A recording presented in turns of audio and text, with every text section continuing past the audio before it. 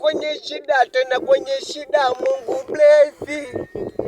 Basi fanya wepesi, tufanyie wepesi.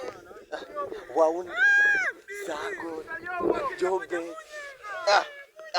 Tumetoka kwenye shida, tena kwenye shida, Mungu bless.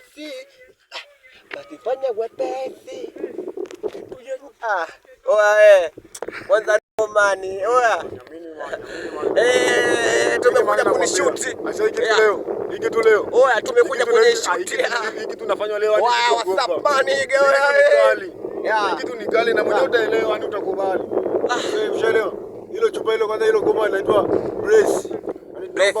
Brace. Tumetoka kwenye shida tena kwenye shida, Mungu bless. God bless. Wasifanya wepesi. Tumetoka kwenye shida tena kwenye shida, Mungu bless. God bless. Wasifanya wepesi. Fanya wepesi. Tujalie wewe.